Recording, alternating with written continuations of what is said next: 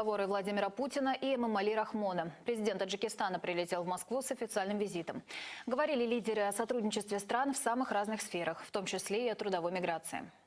В нашей стране многое делается, чтобы прибывающие в Россию таджикистанцы, их семьи, близкие имели достойные условия для жизни, учебы, труда, чувствовали себя безопасно и комфортно.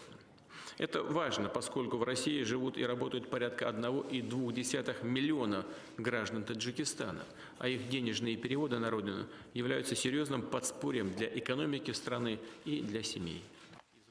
Также Владимир Путин рассказал, что в Таджикистане появится 5 новых школ с обучением на русском языке и по российским стандартам. Успешно зарекомендовал себя и пилотный проект, по которому российские учителя работают в Таджикистане.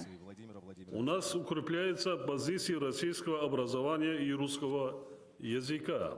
Сегодня в вузах России обучается более 20 тысяч молодежи Таджикистана. Соответствующими указами президента и постановлениями правительства установлено обязательное изучение русского языка в общеобразовательных учреждениях уже со 2 класса. Во многих дошкольных учреждениях воспитание ведется на русском языке.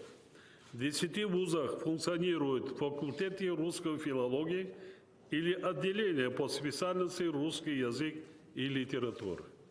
В стране действуют десятки общеобразовательных школ и сотни классов с русским языком обучения. В связи с этим мы признательны российской стороне за готовность ускорить процесс строительства в Таджикистане 5 новых русскоязычных школ. До встречи с Путиным Эмомали Рахмон возложил цветы к могиле неизвестного солдата в Дровском саду. Во время Великой Отечественной войны из Таджикистана на фронте почти 300 тысяч человек.